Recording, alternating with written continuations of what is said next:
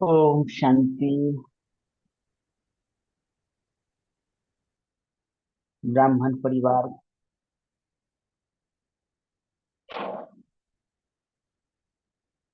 ब्राह्मण परिवार के लिए खास और संसार के लिए भी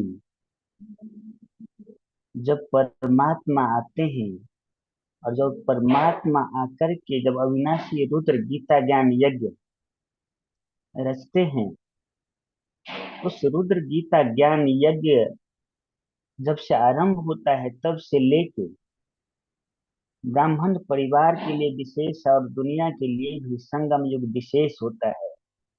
संगम युग के एक एक घड़ी एक एक पल विशेष होता है। कदमों में कदम कमाई जमा करने का समय होता है।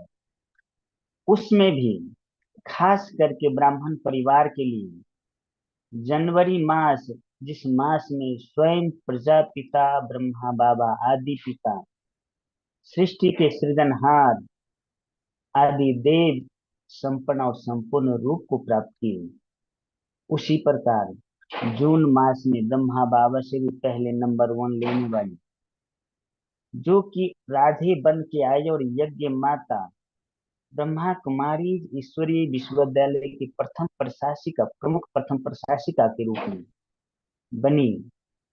उन ये दोनों महीना हम ब्राह्मण परिवार के लिए बहुत महत्वपूर्ण है। इस दोनों मास में हम जितना चाहे उतना मन वांछित फल प्राप्त कर सकते हैं। जनवरी मास में तो हमने बाबा के साथ में शक्ति लेके बाबा से मंगल मिलन मला के बाबा से वरदान तो भर लिया ही। जून मास में हम मम्मा से भी ले रहे हैं। आप महान आत्माएं जो स्वयं परमात्मा के द्वारा भगवान के द्वारा चुने हुए हैं, परमात्मा के द्वारा भगवान के द्वारा चुने हुए अमूल्य रतन से ऐसे जूम मीटिंग में मिलने मिलने पर मुझे बेहद खुशी है। आप सबसे मिलके आज जो आप सबसे मिलना होगा, इसमें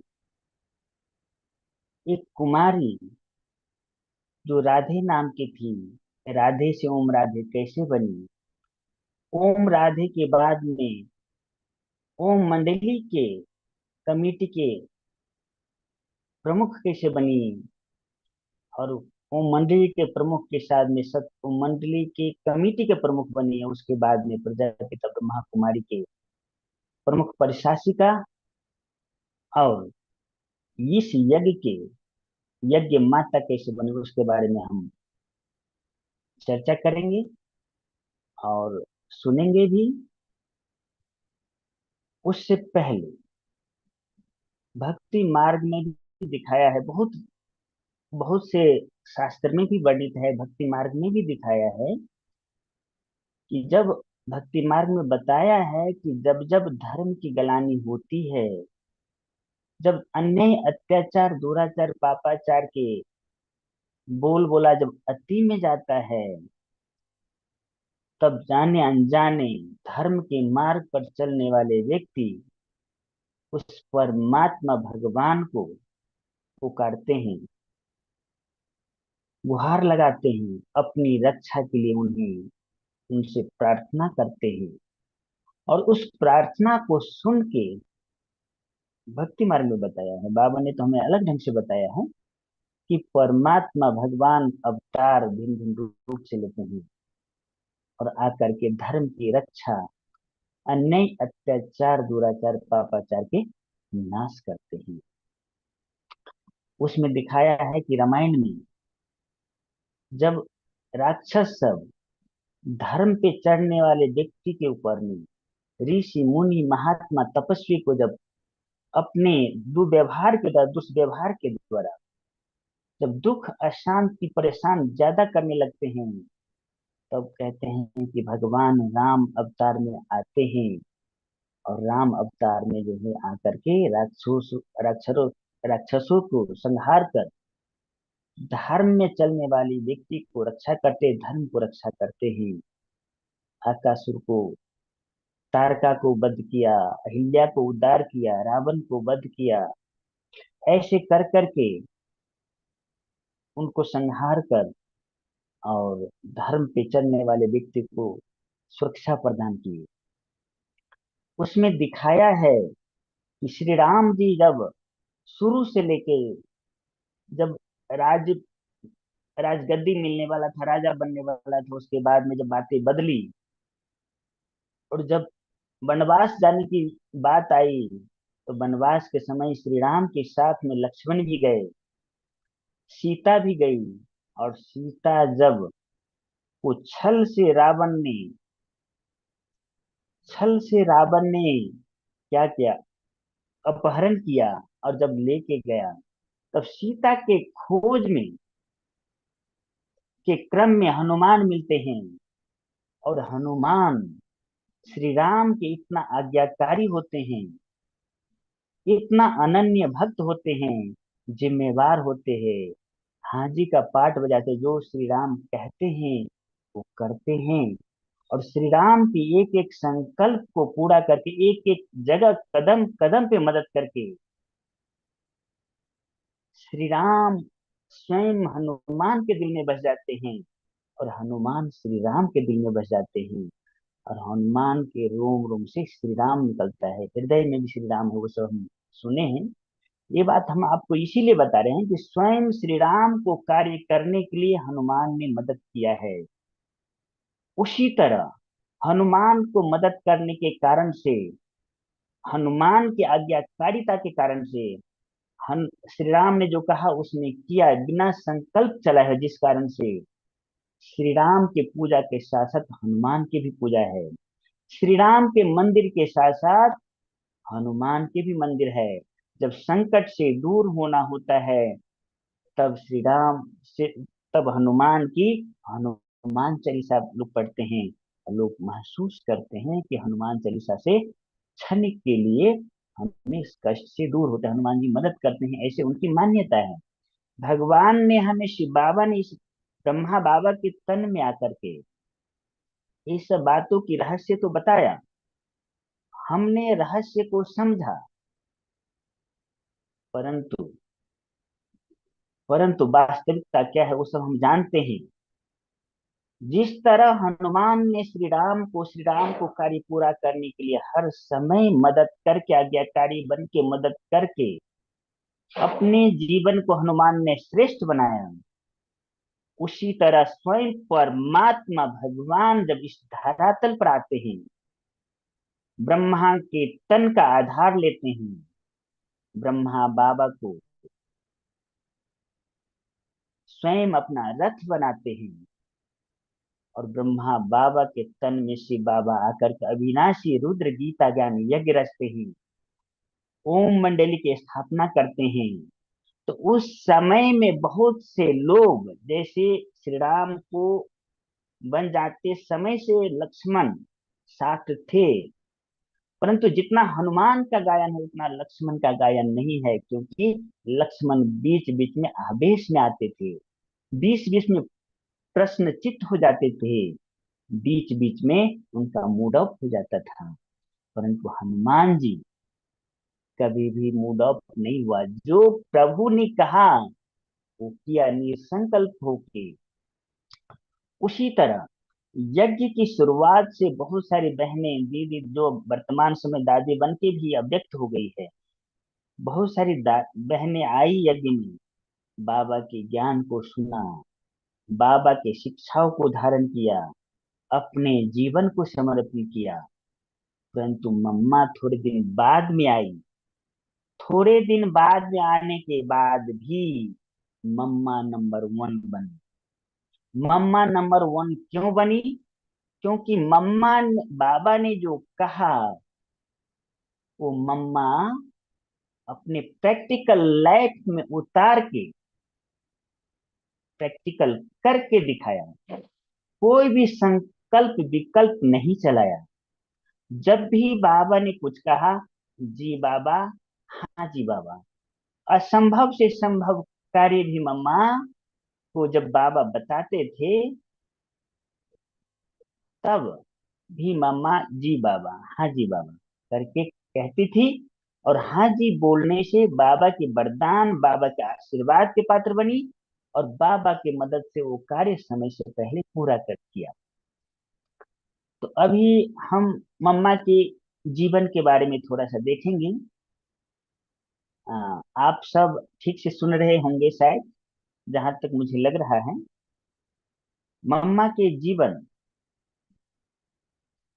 के बारे में बहुत सारी बातें सुन लिए होंगे, लेकिन इन महान आत्माओं की एक लक्ष्मी के समान लक्ष्मी बनने वाली आत्मा, श्री राधे बनने वाली आत्मा की जितनी बार उनकी बातें सुने, उतनी बार हमारे अंदर धीरे थोड़ा थोड़ा जाएगा, और हमारे मन को निर्मल, बुद्धि को पवित्र, स्वच्छ बनाएगा।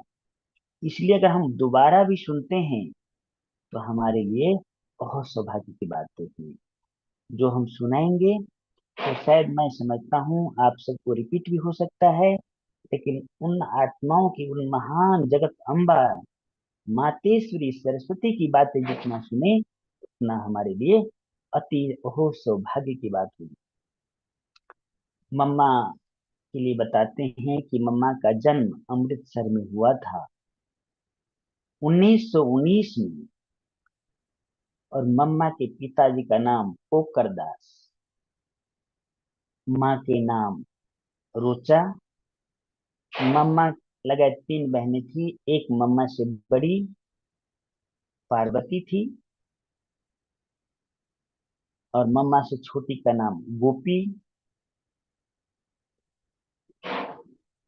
और मम्मा की प्रारंभिक पढ़ाई, मम्मा का शरीर का नाम हम सब जानते हैं कि राधे। मम्मा की प्रारंभिक पढ़ाई मुंबई के बोर्डिंग इंग्लिश मीडियम स्कूल में हुआ है। और मम्मा के पिताजी पोकर दास जी बहुत संपन्न व्यक्ति थे, इतना संपन्न थे कि उन्हें, उनका ना ज्वेलर्स की व्यापार और देसी घी की थोक विक्रेता थे। उनका व्यापार मुंबई, मद्रास और सिलोन श्रीलंका में होता था। लेकिन अचानक बिजनेस में घाटा पड़ने के कारण, बहुत बड़ी घाटा होने के कारण उन्हें अवसाद हुआ, और अवसाद के कारण, हृदयघात के कारण उन्होंने शरीर छोड़ा। जिस कारण मम्मा की माँ अपने बच्ची सहित अपने मायके सिंध में रहने लगी, अपनी माँ और भाई के साथ में। और मम्मा का पढ़ाई सिंध में हुआ, कुंदन स्कूल में। और मम्मा पढ़ने में इतनी होशियार थी, वो डांस में भी नंबर वन, पढ़ाई में भी नंबर वन, गीत गाने में भी नंबर वन। जब भी कोई प्रतियोगिता होता था, कंपटीशन होता था, तो मम्मा ही हर चीज का पुरस्कार से विजय होती थी, पुरस्कार मम्मा को मिलता था। मम्मा बॉडी मॉडर्न थी उस समय, नए नए डिजाइन के कपड़ा पहनना, नए मॉडल के कपड़ा डिजाइन बनाना, कपड़ा में पहनना, ये सब मम्मा का चलता रहता था। मम्मा बहुत फैशनेबल टाइप की थी उस समय।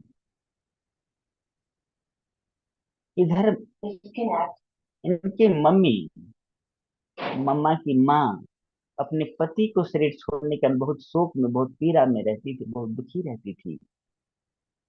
और मम्मा की एक मासी, रोचा माता की लौकिक बहन का भी पति शरीर छोड़ा, तो वो भी दुखी रहती थी, और दोनों बहन माँ के साथ रहती थी सिंध में। शांता मणि दादी की माँ भी उनके लौकिक बहन थी। वो दुख को कम करने के लिए, मन को बहलाने के लिए रोज अपने घर से शांता मणि दादी के माँ जाती थी, और उनको शास्त्र वगैरह सुखमणि वगैरह सुनाती थी। और वो सब सुन के थोड़ा सा अपने आप को हल्का महसूस करती थी, लेकिन दुखी जैसे कि वैसे ही रहती थी। रोज जब शांतामणि दादी की माँ को जाते हुए यशोदा माता जी बाबा के लौकिक युगल जब देखती थी, तो कहते थे कि आप कहाँ जाती है। तो उन्होंने बताया कि मेरी बहन का पति सिर छोड़ा है, उनको दुख बांटने के लिए हम जाते हैं। तो यशोदा माता ने उनको निमंत्रण दिया कि आप पहले आओ, हमारे घर में बाबा सत्संग चलाते हैं, गीता पे बहुत अच्छी अच्छी बातें सुनाते हैं, लोगों को मन को चैन सुख शांति मिलता है, शरीर से न्यारे होते हैं। आप आके देखो सुनो, अगर आपको अच्छा लगे तो उनको भी बुला के लाना। वो दोनों वो दूसरे दिन आते हैं, शांतामणि दादी के माँ सत्संग में, और उन्हें बहुत अच्छा लगता है। और वो अपने दोनों बहन को सत्संग में दूसरे दिन लाती है। दोनों बहन जब सत्संग में आती है, जो राधे मम्मा की लौकिक माँ और मासी, तो सत्संग सुनने के बाद में उन्हें बहुत मन को सुकून, चित्त को चैन शांति महसूस होता है, और दुखी मन खुश हो जाते हैं, प्रसन्न रहते हैं।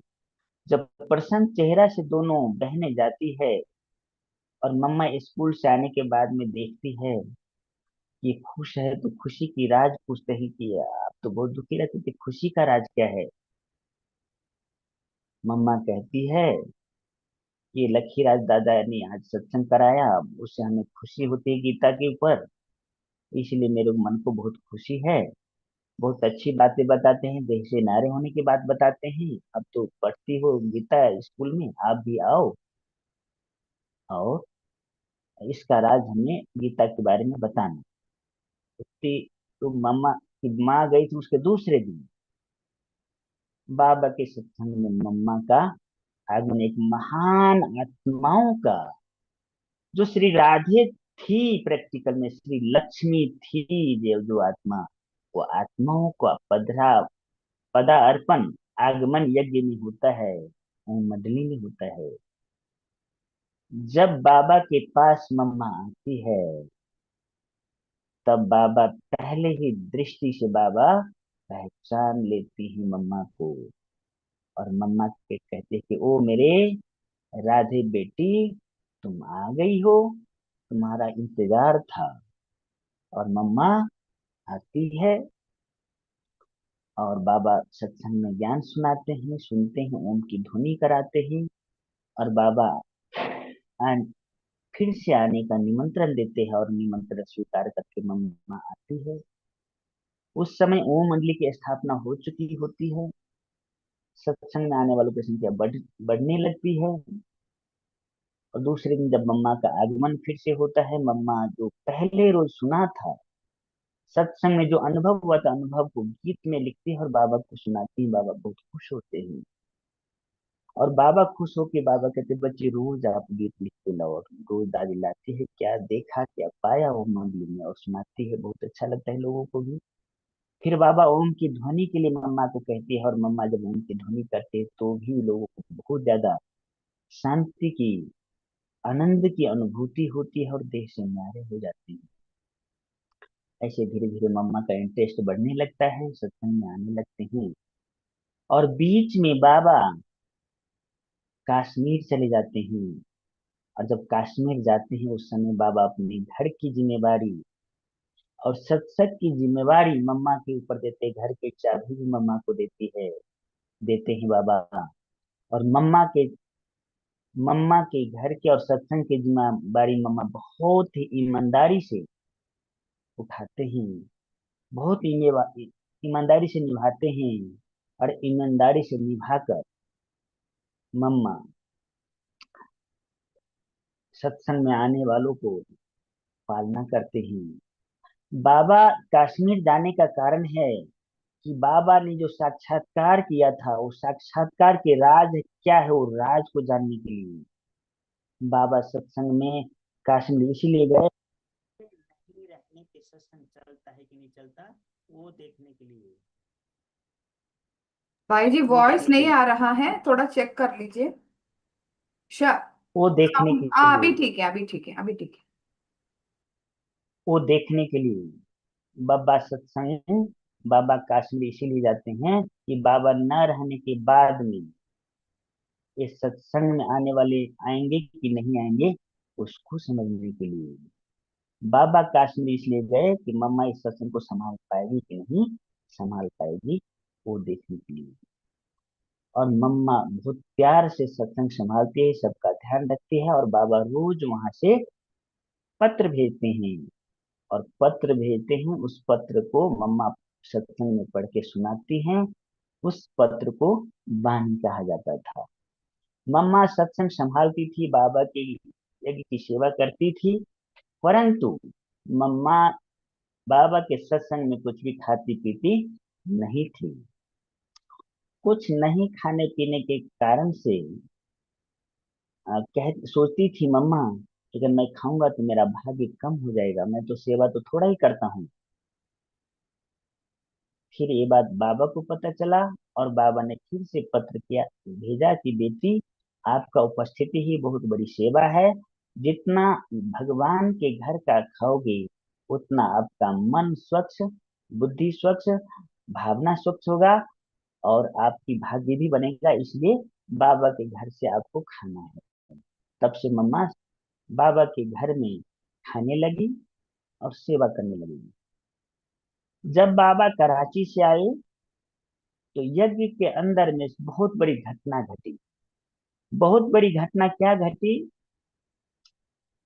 कि मम्मा की जो लौकिक बहन गोपी, मम्मा से छोटी थी, पहली बार यज्ञ में गोपी को साक्षात्कार हुआ। और साक्षात्कार में देखा कि बाबा के जगह पर श्री कृष्ण है, और मम्मा के जगह पे राधे को देखा, लक्ष्मी को देखा, और बाबा के जगह पे श्री कृष्ण और श्री नारायण को देखा। और मम्मा बाबा को देख के उदास करने लगे। इतने में बाबा ने मम्मा को राधे से ओम राधे का टाइटल दिया, और सभी यज्ञ में ओम राधे कहने लगे। और धीरे धीरे यज्ञ में साक्षात्कार का पाठ शुरू हो गया।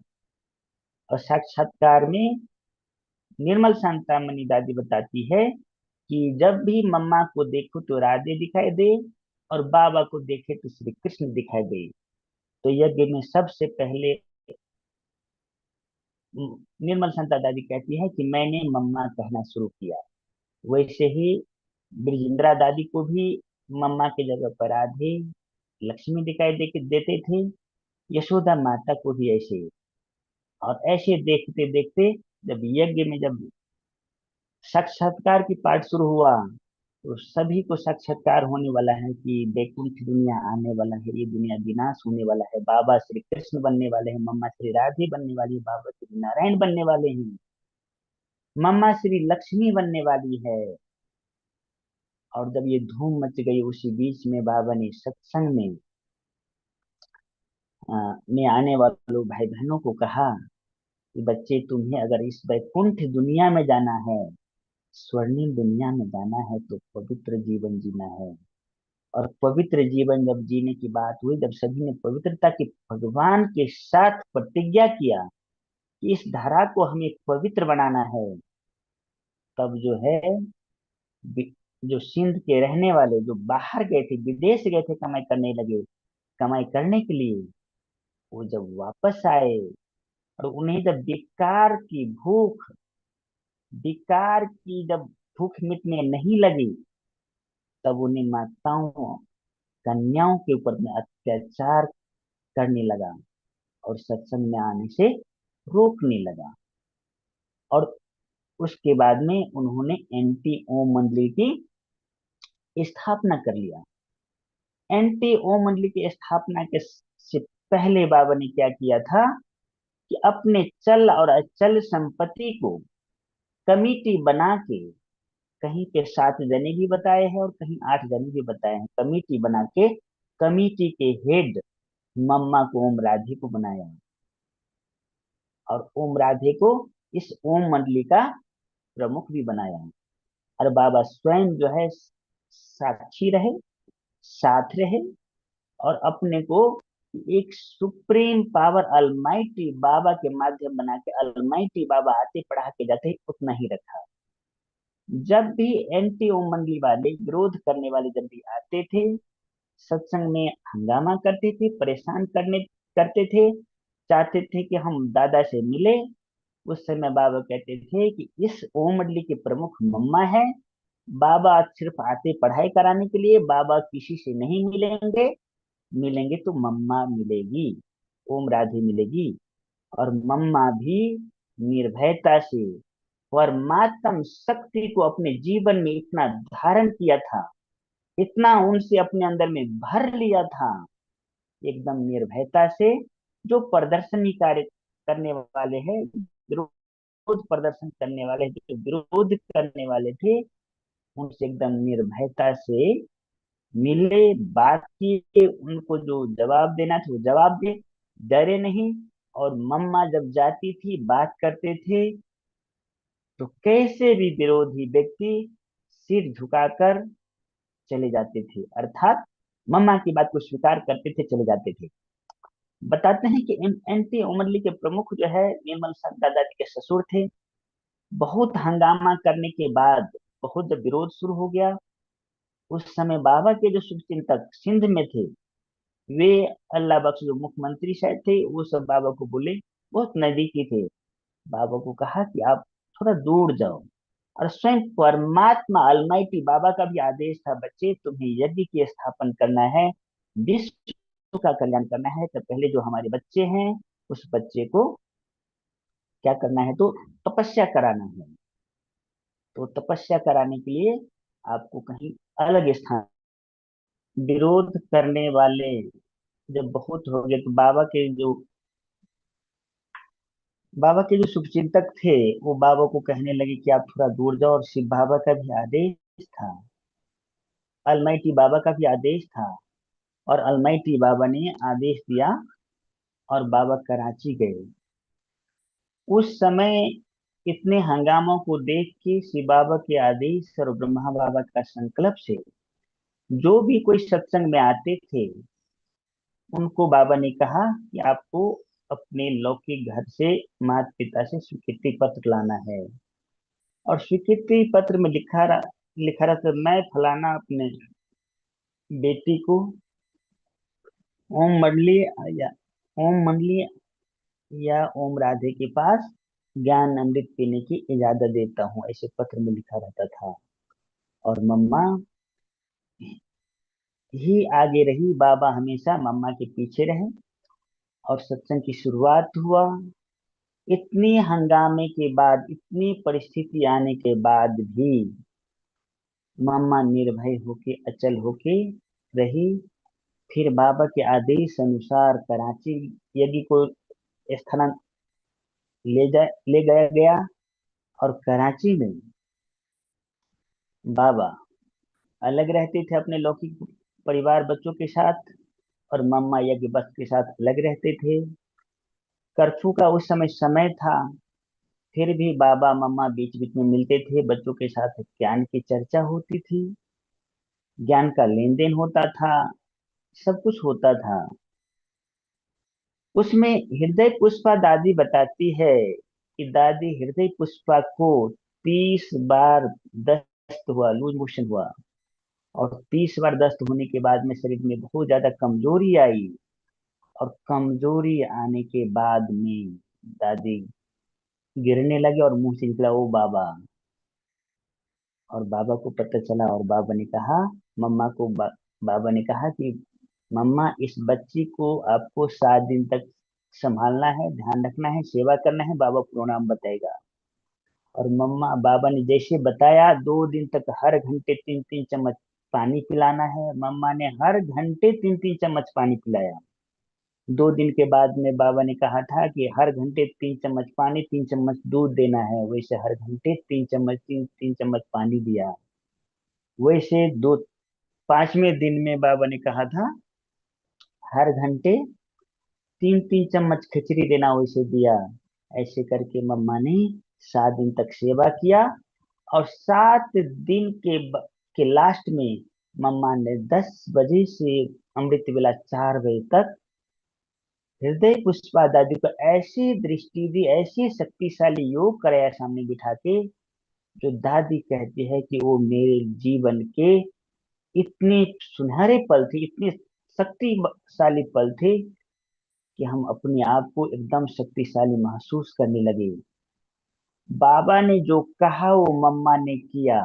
बाबा के एक एक बोल पे मम्मा का संपूर्ण निश्चय होता था। बाबा ने कहा कि ये करना है, मना करना है। मम्मा कहती थी, बाबा ने कहा, मना हुआ ही पड़ा है, हमें हमें आगे बढ़ने की जरूरत है, बाबा मदद करने के लिए तैयार है। एक बारी की बात है, बताते हैं, बाबा झाड़ का, गोला का चित्र बनवाते थे। और चित्र जो हाथ से पेंट करने थे, तो कितना भी पुरुषार्थ करो, कितना भी पुरुषार्थ करो, तो एक दिन में दो तीन चार ही बन पाता था। बाबा को संकल्प आया कि हमें प्रिंस एलिजाबेथ को जन्मदिन पे 108 चित्र उनके रिलेटिव सभी को देना है, इसलिए हमको 108 चित्र चाहिए। 15 दिन के अंदर में बाबा ने मम्मा को कहा कि मम्मा चाहिए। मम्मा ने कहा जी बाबा। बाबा कुछ भी कहे, मम्मा हाँ जी बाबा और जी बाबा कहते थे। और मम्मा समय से पहले करके देती थी। चित्र बनाने वाले भाई बहन कहते, मम्मा दिन में तो दो तीन चार ही बन पाते, आपने कैसे हाँ कर दिया। मम्मा ने कहा कि बाबा ने कहा है, हुआ ही पर आपको क्या सहयोग चाहिए, कितना है से मैं देती हूँ, सामान देती हूँ, आप करो। और मम्मा ने कहा, यज्ञ वत्स ने किया। और यज्ञ वत्स करने से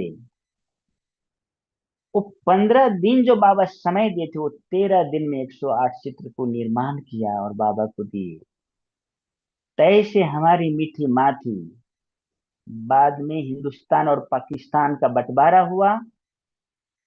और हिंद बाबा की, अलमाइटी बाबा का संदेश आया कि बच्चे, तुम्हें भारत से विश्व का कल्याण करना है।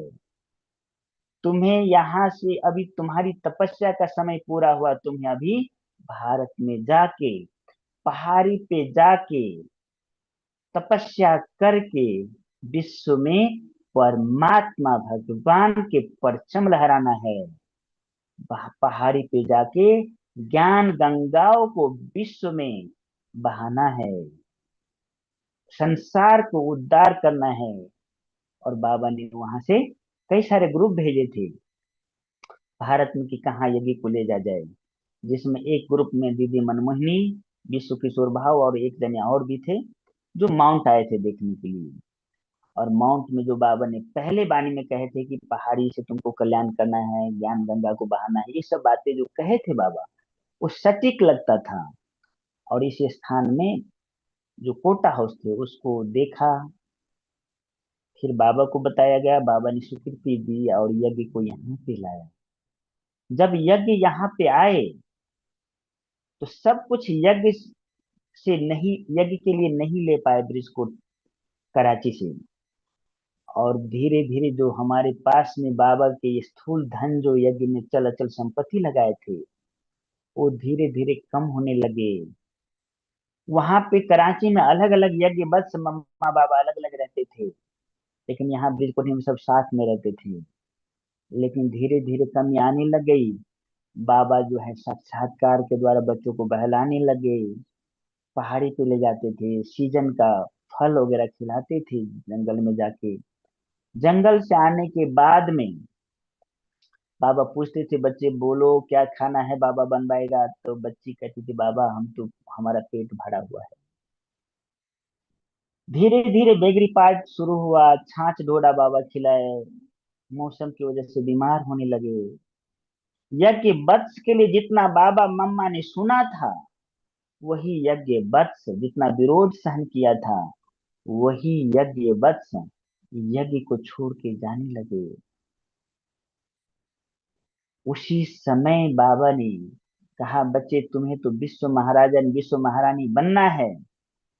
तो विश्व महाराजन विश्व महारानी बनने के लिए क्या करना है, आप किस पे राज करोगे, प्रजा भी बनानी है, संसार को कल्याण करना है, इसलिए तुम्हें ज्ञान गंगाओं बन के जगह जगह जाके ज्ञान देना है, ईश्वरीय संदेश देना है, जो तुमने मिला वो संसार को देना है। बाबा बच्चों को बाहर भेजने लगे, लेकिन बच्चे जाने के लिए मना करते थे। तो बाबा मम्मा को कहती थी, मम्मा आपकी ये बच्चा नहीं जाते हैं। मम्मा ने वो बच्चा को पुचकार से प्यार के बल भर के भेजते थे, और बच्चा मान जाते थे, जाते थे। बाबा डायरेक्ट बच्चों को कुछ नहीं कहते थे। बाबा मम्मा को कहते थे, मम्मा बच्चों को कहते थे, और मम्मा क्योंकि परमात्मा भगवान सागर है, वो उनसे उछाल इधर से आती है। वो उछाल को कमजोर आत्मा सहन नहीं कर पाते, लेकिन मीठी मम्मा ज्ञान गंगाए उस उछाल को अपने में धारण कर उस सॉफ्ट भोजन बना के बच्चों को वो देते थे, और बच्चे उस ज्ञान को, उस बात को हजम कर पाते थे और बात को स्वीकार करते थे। हर बच्चे को दिल लेते थे मम्मा, और बच्चे को लायक बनाया। एक बात मुझे याद आती है, जो स्टोर संभालने वाली थी माउंट आने के बाद में वो बहन यज्ञ से चली गई थी, और सहायक में हमारी कुंज दादी थी। मम्मा ने कुंज दादी को कहा कि कुंज, ये किचन स्टोर आप संभालो। कुंज दादी कहती, मम्मा मैं इंचार्ज नहीं बन सकता, क्योंकि अभी यज्ञ बेगरी पार्ट से गुजर रहा है, ये स्टोर में कुछ भी नहीं, लोग मांगने आएगा, मैं नहीं दूंगा तो कहेगा ये देती नहीं है, मेरी बदनामी होगी। समझाने पे भी नहीं समझ रही थी उस समय। मम्मा कुंज दादी को बाबा के पास ले गए, कुंज दादी बाबा के पास गई, मम्मा भी गए, और बाबा ने मम्मा ने कुंज दादी के बारे में ऐसे कहा कि बाबा ये नहीं संभाल पाती है, संभालना चाहती है, बात नहीं मानती है। तो कुंज दादी कहती है, बाबा मैं कैसे इंचार्ज बनूंगा, अभी ये स्टोर में कुछ नहीं, कोई मांगने आएगा तो नहीं दे पाऊंगी, तो मेरा तो बदनामी हो जाएगी, कहेगा ये नहीं दे रहे हैं। तो बाबा ने कहा, बच्ची सही बोल रही हो, आप इंचार्ज नहीं बनो, शिव बाबा का भंडारा है, शिव बाबा का स्टोर है, आप इंचार्ज कैसे बनोगे? इंचार्ज तो शिव बाबा है, आप सहायक पहले थी, अभी सहायक बन के आप स्टोर समा का सेवा करो। फिर बाबा ने कहा कि चलो आप सहायक बन के करो, बाबा बैठा है, बाबा भोलानाथ अपना संभालेगा। और ऐसे मम्मा बच्चों की विशेषता देख अपने बच्चों को लायक बनाया। बाबा ने ऐसे बाबा मम्मा मिलके यज्ञ को संभालते थे। धीरे धीरे सेवा की विस्तार हुई। सेवा के विस्तार होने से पूर्व यज्ञ बेगरी पाठ से गुजर रहा था। ऐसा भी समय आया, जो यज्ञ वृक्ष को खिलाने के लिए, जो सृष्टि के मालिक है, जो सृष्टि को पालन करने वाला है, जो सृष्टि को देने वाला है, वो दाता है, उनको भोग लगाने के लिए, उनको बच्चों को खिलाने के लिए उनके घर में कुछ नहीं। ऐसे समय पे स्वयं परमात्मा भगवान ब्रह्मा बाबा मम्मा अचल रहे। बाबा कहते थे, यज्ञ उनका है, अगर वो भूखा रहेगा तो हम भी भूखा रहेंगे, उनको भोग नहीं लगेगा तो हम भी नहीं खाएंगे। जो संसार को खिलाने वाला, वो स्वयं अपने बच्चों को कैसे भूख रखा सकता है? और बाबा ने, जब तक बेगरी पाट रहा तब तक बाबा और मम्मा यज्ञ वत्स को खिलाने के बाद नहीं खाते थे। पहले बाबा मम्मा कभी नहीं खाते थे। धीरे धीरे सेवा की विस्तार हुई। सेवा के विस्तार में मम्मा यूपी में सेवा के लिए गई, दिल्ली में गए, मुंबई, अमृतसर में गए। दिल्ली की एक बात मुझे याद आती है। एक माता ज्ञान में चलती थी दिल्ली में, रजौरी गार्डन सेंटर में। रजौरी गार्डन सेंटर में जब माता ज्ञान में चलती थी, उनको पति बहुत विघ्न डालते थे, बहुत मारते थे, पीटते थे, बहुत हंगामा करते थे, कहते थे ठीक से घर में काम नहीं करती है, बच्चों को नहीं संभालती है, खर्च फालतू करती है, घर में समय नहीं देती है, बहुत तरह की बातें कहते थे।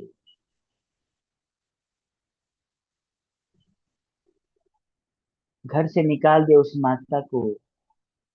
हमारे आश्रम के भाई बहनों ने माता को महिला संस्था में कहीं रखा था, और अंदर की बात जो पवित्रता की थी वो भाई कहीं नहीं बताता, उसको बताने में शर्म आता था। उन्हें पता चला कि मम्मा दिल्ली आई है, रजौरी गार्डन में है, तो गई और एकदम हंगामा मचाने लग गया। क्लास के दड़ी वगैरह फेंक दिया, लाइट तोड़ दिया, साउंड तोड़ दिया, टेबल कुर्सी को इधर उधर फेंक दिया और बोले मुझे मम्मा से मिलना है।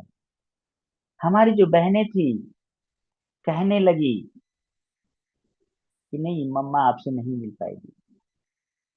वो कहने लगे नहीं, मुझे मम्मा से मिलना है। बहनों को लगा पता नहीं मम्मा से कैसा व्यवहार करेगा, इसलिए मिलने नहीं देना चाहते थे, लेकिन वो जबरदस्ती मम्मा को ढूंढते ढूंढते जबरदस्ती सेंटर में गए। और मम्मा ऊपर बैठी थी, मम्मा के पास गई, मम्मा से मिले। मम्मा ने दृष्टि दिया, बोला आओ बच्चे बैठो। मम्मा ने दृष्टि दिया, वो भाई ने दृष्टि लिया, और इतना उस भाई को साइलेंस का अनुभूति हुई। वो भाई को मम्मा ने कहा बोलो बच्चे, बोलो बच्चे, कुछ काम है, कैसे आना हुआ। भाई ने कहा नहीं मम्मा, नहीं सब ठीक है, ठीक है, ठीक है, सब कुछ ठीक है। और नीचे आए और कहने लगे नहीं मम्मा, इनका जो मम्मा है बहुत अच्छी है, मम्मा ठीक है, ये बहन ही खराब है। और ऐसे बरबराते बरबराते चले गए। भ्राता जगदीश ने ये बात सुनाया था। ऐसी मम्मा की अवस्था, ऐसी मम्मा की त्याग, ऐसी मम्मा की तपस्या, ऐसी मम्मा की बेहद की भावना, जो स्वयं परमात्म शक्ति को स्वयं अपने जीवन में धारण कर, स्वयं में धारण कर, कैसे भी विरोधी व्यक्ति को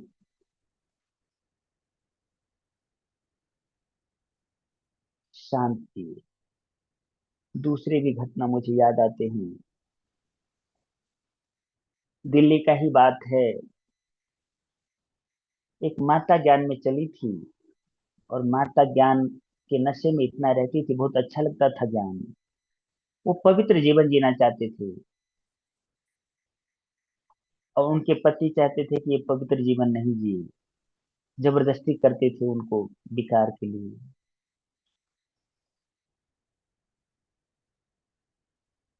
मम्मा वहां गई थी। वो भाई कहने लगी मुझे मम्मा से मिलना है, मम्मा से मिलना है। बहनें चाहती थी कि मम्मा से नहीं मिले, पता नहीं कैसे सवाल जवाब करेगा। फिर भी वो भाई नहीं माना, मुझे बोला कि नहीं, मुझे मम्मा से मिलना है। वो भाई मम्मा से मिले, मम्मा से बात किया, मम्मा ने ज्ञान दिया, समझाया बच्चे, कल 5,000 वर्ष का होता है, इसमें एक जन्म थोड़े समय, परमात्मा भगवान हमें पवित्रता रहने के लिए वचन मांगते हैं, और पवित्र बनते हैं तो पवित्र दुनिया स्थापन होते, देवी देवता बने। मामा ने ज्ञान सुनाया। मामा बीच बीच में पूछते थे बोलो बच्चे समझा, तो ऐसे सिर हिलाते थे, लेकिन उनके अंदर में बातें नहीं जाते थे। हाँ। फिर मम्मा ने कहा बच्चे शाम को क्लास है, आप आना। शाम के लिए या दूसरे दिन के लिए कहा कि आप बच्चे आना। मम्मा ने कहा, वो भाई ने कहा ठीक है। वो भाई क्लास में आया। क्लास में जो बानी चली थी, उस बानी में था, कितना भी समझाने को भाई नहीं समझता था, तो उस बानी में आया कि दूसरे को जो समय को बर्बाद करते हैं, वो अपने भाग्य को बर्बाद करते हैं। और जो जो किसी को नग्न करते हैं इस परमात्मा अवतरण के वेला में, जो किसी को नग्न करते हैं, वो दुशासन है।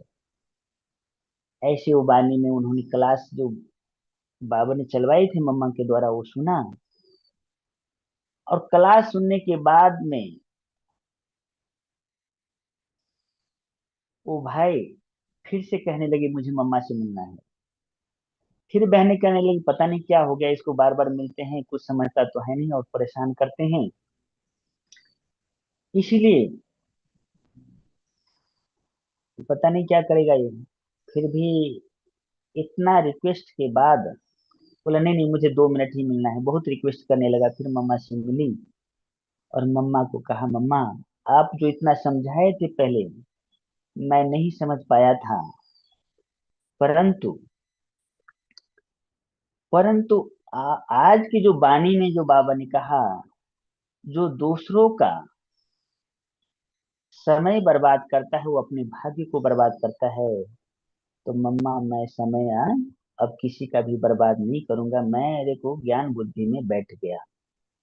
दूसरी बात कहा कि मम्मा, जो नगन करते हो दुशासन है, तो मैं आज से दुशासन नहीं बनूंगा।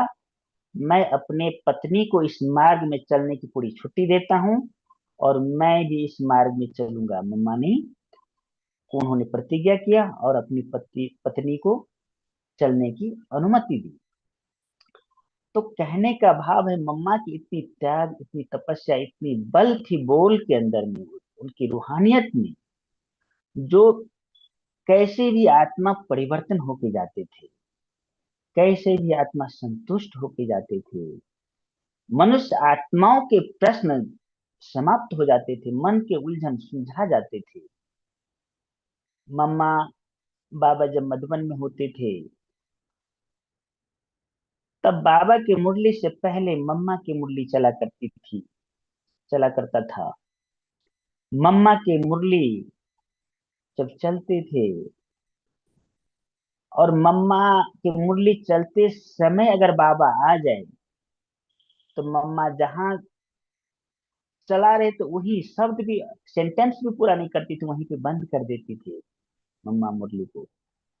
और बाबा जब आते थे हिस्ट्री हॉल के अंदर, तो अपनी मुंह जब तक बाबा बानी चलाए तो मम्मा बाबा की ओर ही देखती थी और सिर ऐसे ऐसे हिलाती थी।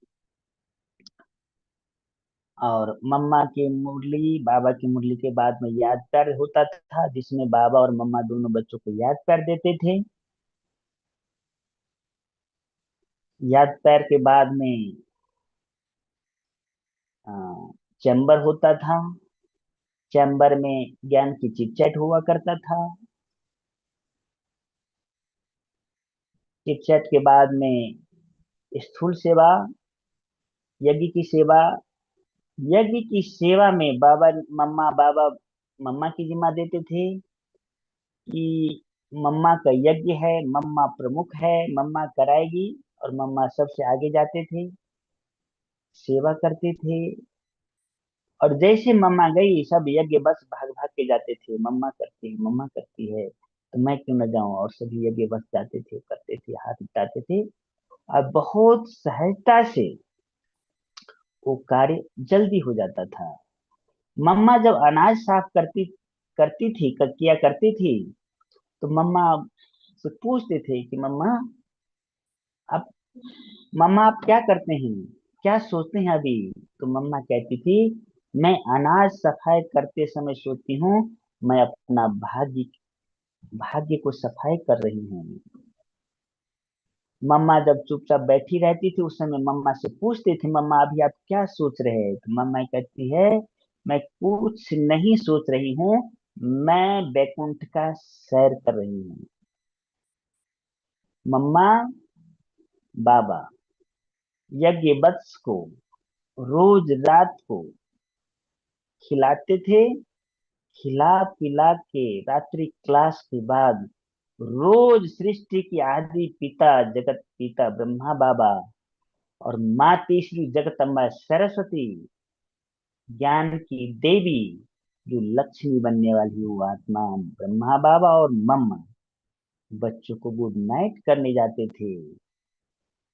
जब यज्ञ वत्स यज्ञ में आते थे, तो बाबा मम्मा के गोद में जाते थे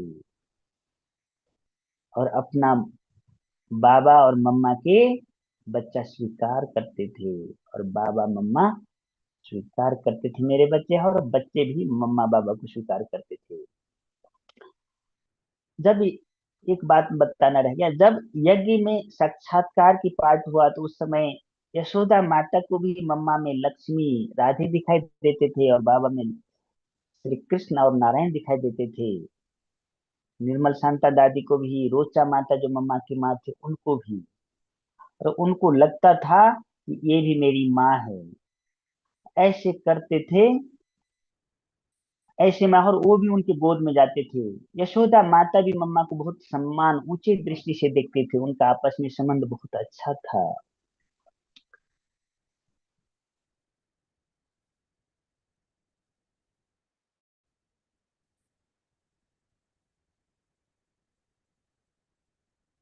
बाबा मम्मा बाबा मम्मा के साथ बहुत सम्मान था, यशोदा माता का भी और उषा माता का भी। यज्ञ बस एक बार पार्टी जा रही थी मधुबन से। पार्टी निकल रही थी, बस स्टैंड तक जाने के लिए हमारे पास बैलगाड़ी था। बस का टाइम होने वाला है, बस स्टैंड बाबू के से बस जाने की। पार्टी निकल रही थी, बाबा ने मम्मा को कहा, मम्मा मेरा संकल्प है कि बाबा का संकल्प है कि बच्चों को हलवा खिलाना है। पार्टी निकल रही थी, मम्मा ने कहा, जी बाबा। उस समय स्टोव में बनता था, चूल्हा पे बनता था खाना। और जो सहयोगी साथी बहनें थी, मम्मा को कहने, मम्मा ऐसे कैसे होगा, पार्टी जा रही हो, वहां से बस का भी टाइम हो गया है। जब तक आप हलवा शुरू करेंगे बनाएंगे, उससे पहले बस चली जाएगी। मम्मा ने कहा, बाबा ने कहा है तो होना ही होना है, हमको बनाना है। बाबा कहे कि तुम चांद पे उतार के लाओ तो भी मैं उतारने के लिए तैयार हूँ। बाबा ने कहा है, हुआ ही पर है, होगा। और मम्मा ने हलवा बनवाए, हलवा बनाए, हलवा एक भाई को दिया, भाई लेके गए। पार्टी को हलवा दिया, उसके बाद में बस खुले। इतनी बाबा ने कहा, इतना मम्मा दृढ़ता से करती थी और उसमें सफलता मिलता था। बाबा को भी मम्मा के प्रति बहुत ज्यादा सम्मान था, बहुत रिस्पेक्ट था। बाबा को रिस्पेक्ट था, इसलिए जब मम्मा, जबकि यज्ञ की कारोबार कुछ भी करना होता था तो कहते थे कि मम्मा इसका डिसीजन लेंगी, मम्मा करेगी, मम्मा के प्रमुख है, इसीलिए मम्मा को आगे रखते थे। परंतु मम्मा बाबा को आगे रखते थे। मम्मा हमेशा कहती थी, she always God father, follow always Brahma father. हमेशा शिव बाबा को देखो, फॉलो ब्रह्मा बाबा को करो। मम्मा का स्लोगन था, हुक्मी हुकुम चला रहा है। एक बार की बात है, मधुबन में जगह बहुत कम था। जगह बहुत कम होने के कारण खाट, एक खाट के नीचे दूसरा बड़ा खाट को, बड़ा खाट के नीचे छोटा खाट रखना था। बाबा कहे ऐसे, एक भाई कहे ऐसे। बाद में बाबा जिस प्रकार से कहते उस प्रकार नहीं आया, और भाई ने जिस प्रकार से कहा उस प्रकार से खाट आया। भाई ने कहा, बाबा मैं पहले कह रहा था आपको कि ऐसे करो। तो बाबा ने तो ठीक है कर लिया, लेकिन मम्मा ने बाद में उस भाई को कहा कि बाबा ने जो कहा उस बात को मानो, नहीं तो अपनी बुद्धि पे अहंकार आ जाएगा। बाबा कभी, मम्मा कभी भी बाबा को सामान्य दृष्टि से नहीं देखते, बहुत ऊंचा दृष्टि से देखते थे। कोई बच्चा अगर बाबा को ऊंचा दृष्टि से ना देखे, सामान्य दृष्टि से देखे, तो बाबा को अच्छा, मम्मा को अच्छा नहीं लगता था। बाबा को कहते, कभी भी ऐसा गलती नहीं करना। जो इतनी बड़ी अथॉरिटी, इतनी बड़े बाबा को तुम साधारण रीति से देखो। बाबा जो कहा मम्मा ने करके दिखाया। आज्ञाकारी बनी, जिम्मेवार बनी। जिम्मेवार बन करके, आज्ञाकारी बन के, समर्पित बुद्धि से बाबा ने एक एक जिम्मेवारी मम्मा को दिया। और उस एक एक जिम्मेवारी को बाबा ने, मम्मा ने उठाया। और मम्मा एक एक जिम्मेवारी को उठा के राधे से ओम राधे बनी, ओम राधे से कमेटी के प्रमुख बनी। कमेटी 8 जने का जो कमेटी में उसके प्रमुख, उसके बाद में ओम मंडली के प्रमुख, और उसके बाद में प्रजापिता ब्रह्मा कुमारी ईश्वरीय विश्वविद्यालय के प्रमुख प्रशासिका, प्रथम प्रमुख प्रशासिका बनी। और यज्ञ माता बन, यज्ञ वत्स का सारे विश्व का कल्याण मम्मा ने किया। मम्मा की बातें तो कुछ और भी है, शायद समय हो रहा है। अब कुछ समय आप सबके पास है तो थोड़ा कुछ बताएं। कुछ बातें बाकी है, आप सब कुछ बोलिए उधर से। तो दीप्ता बहन, क्या एक्सटेंड करें थोड़ा समय? सकते हैं, हमारे पास टाइम है, अगर आपके पास टाइम है तो जरूर लीजिएगा। हाँ, हम थोड़ा सा बताते हैं कुछ बातें। जी भाई जी। आ, मम्मा एक एक जिम्मेवारी को उठाते उठाते एक साधारण परिवार की आ करके जगत माता विश्व महारानी लक्ष्मी बनी। मम्मा सेवा के लिए मैं समय तो लखनऊ गई थी, यूपी में। मम्मा को छाती में गांठ हुआ था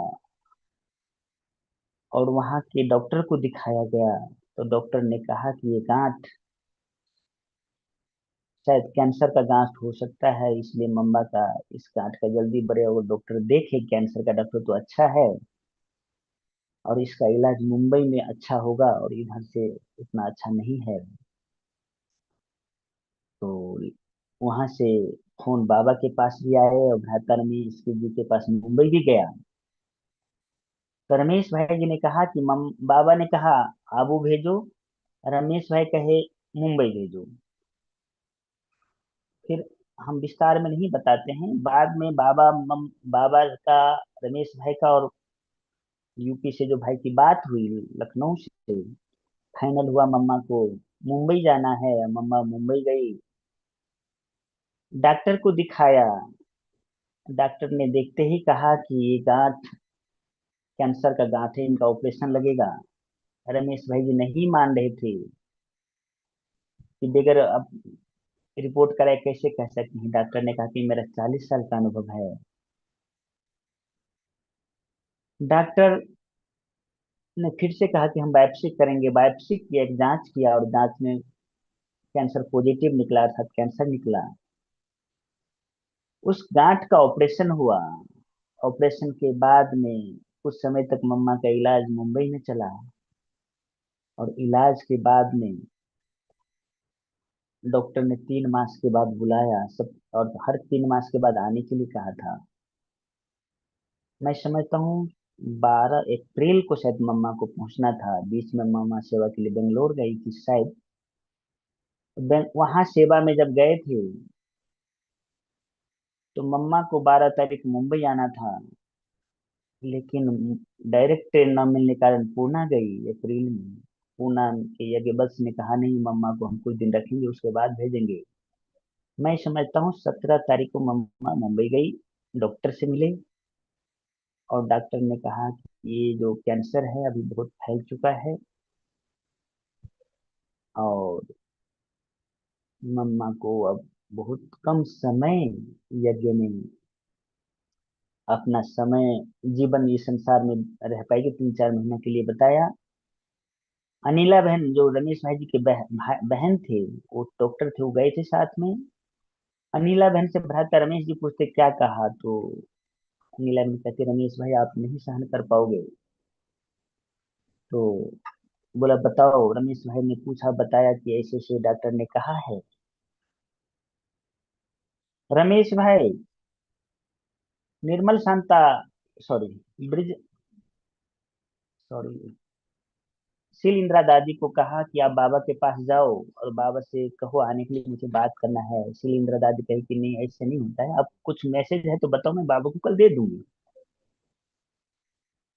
रमेश भाई कहे नहीं, मुझे प्राइवेट बात करनी है, मुझे बात करना है, इसलिए आप जो है जाइए।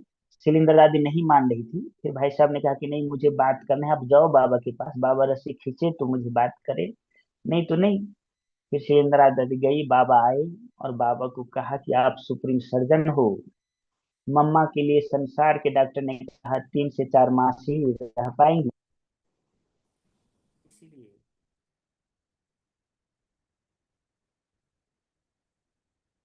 फिर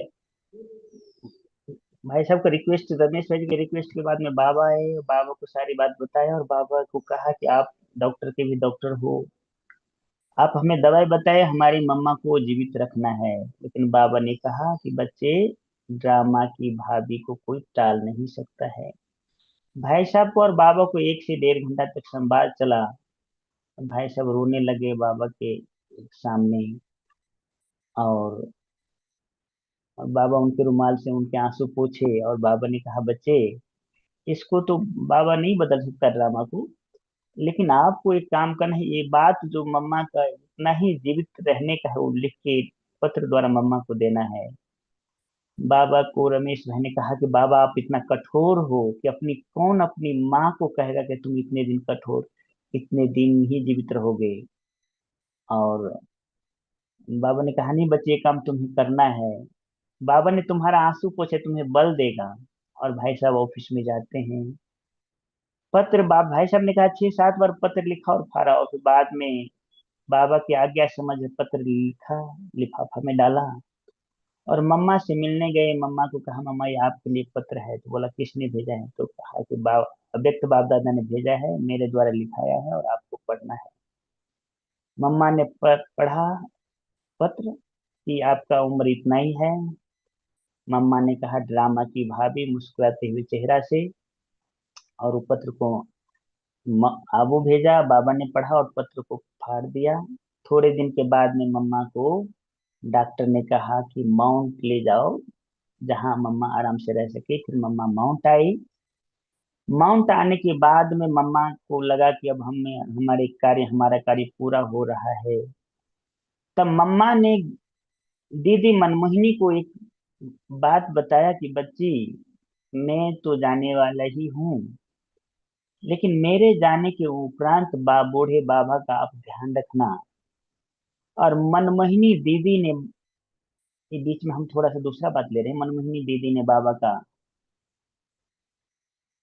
जो मम्मा ने जिम्मेवारी दी थी वो उठाया और बाबा को वॉकिंग कराते थे हाथ उंगली पकड़ के। तब बाबा ने उनको एक वरदान दिया मनमोहिनी दीदी को कि बच्ची, अभी सृष्टि के आदि पिता के उंगली पकड़ के तुम घूमती हो, और सत्य के प्रथम कृष्ण श्री कृष्ण तुम्हारा उंगली पकड़ के सैर करेगा। और दीदी मनमोहिनी ने अपना जिम्मेवारी निभाई।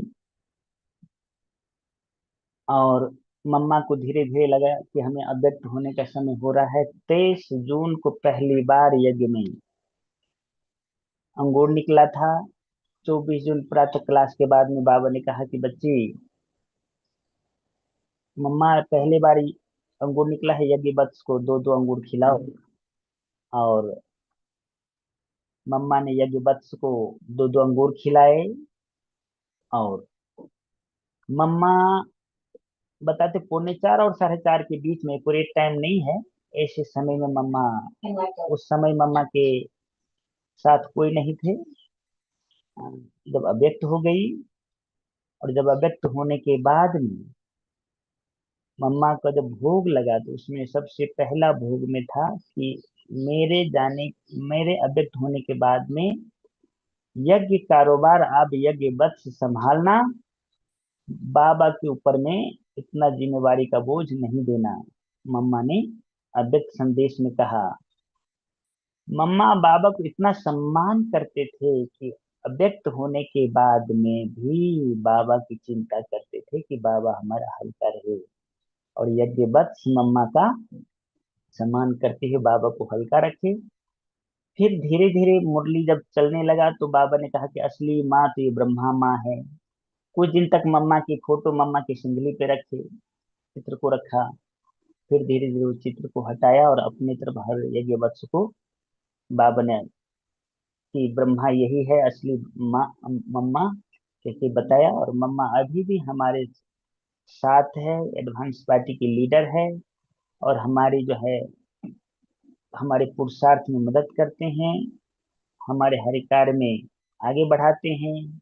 जून मास में जो हमने मम्मा के बारे में सुना, बाबा के बारे में सुना, ऐसे मम्मा के जीवन को जैसे बाबा ने कहा और मम्मा ने किया, क्यों क्या कैसे, ऐसे जरा भी संकल्प नहीं चला।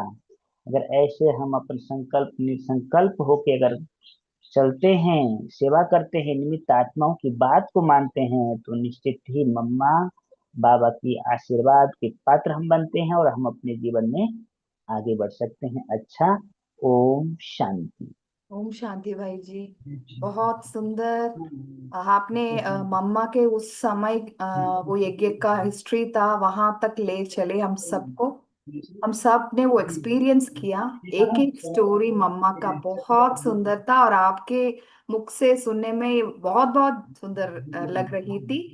और आपको इतने व्यस्त होने के बीच में भी आप डिस्पेंसरी में फिर भी आपने समय दिया हमारे लिए। आपका बहुत बहुत शुक्रिया भाई जी। थैंक यू बाबा। थैंक यू सो बीच बीच में कनेक्शन दूर हुआ, आप सबको तकलीफ हुई, वो इसलिए क्षमा ड्रामा चाहते वो हैं। ड्रामा का सीन था। आप कुछ नहीं कर सकते हो, लेकिन फिर हाँ भी जी, हम सब की दुआएं आपके साथ हैं। थैंक यू भाई जी। Thank you.